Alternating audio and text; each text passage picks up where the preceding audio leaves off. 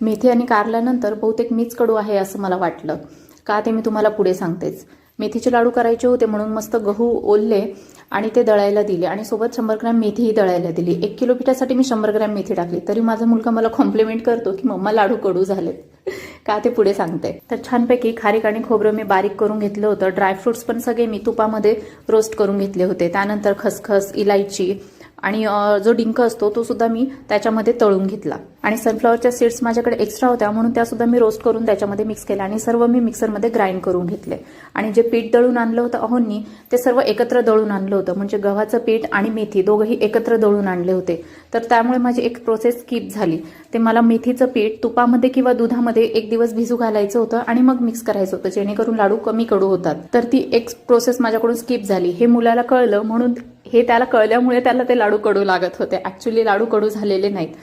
तर अशा प्रकारे मी हे जे पीठ दळून आणलं होतं शेवटी मग ती प्रोसेस मी स्किप करून ते सुद्धा मी तुपामध्ये छानपैकी मस्त खरपूस भाजून घेतलं आणि गूळ आणि तेल एकत्र करून ते मी त्या पिठामध्ये ॲड करून घेतलं आणि जे ड्रायफ्रुट्स वगैरे सगळं मी मिक्सरमध्ये ग्राइंड केलं होतं ते सुद्धा मी त्यात ॲड केलं आणि छानपैकी मिक्स करून मस्त लाडू बांधून घेतले. स्मिराला मात्र ती सर्व प्रोसेस पाहून असं झालं होतं की लाडू मी केव्हा खाईल आणि केव्हा नाही म्हणून तिचं माझ्याजवळच लुडबुड करणं चालू होतं. आणि मी जेव्हा लाडू करायला बसली तेव्हा मात्र तिचा डान्स सुरू झाला होता. तर मी तिला शेवटी एक लाडू बनवून तिला खायला दिला आणि तिला तो प्रचंड आवडला. इतकी मेहनत केल्यानंतर कोणी चांगली कॉम्प्लिमेंट दिली तर खूप छान वाटतं पण जर अशी कॉम्प्लिमेंट दिल्यानंतर मात्र फार वाईट वाटतं.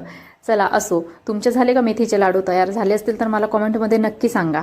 आणि व्हिडिओ आवडला असेल तर लाईक करा आणि तुमच्या फ्रेंड्ससोबत शेअर सुद्धा करा. आणि जर तुम्ही चॅनलवर नवीन असाल तर चॅनलला सबस्क्राईब करायला मात्र विसरू नका. तुमचे लाईक आणि सबस्क्राईब सुद्धा माझ्यासाठी चांगलं कॉम्प्लिमेंटच आहे. त्यामुळे मला खूप जास्त मोटिवेशन मिळत असतं. आणि पुढे बघा मला लाडूसाठी कोण मदत करता येते. तुम्हाला मिळते का अशी मदत? मला कमेंटमध्ये नक्की सांगा की मला कोणी मदत केली लाडू तयार करण्यासाठी. आणि हो, माझ्या चॅनलला सबस्क्राईब केलेल्या सर्व सबस्क्रायबर्सचे मनापासून धन्यवाद. तर मग भेटूया पुढच्या अशाच नवीन एखाद्या इंटरेस्टिंग व्हिडिओमध्ये. Till then, bye bye.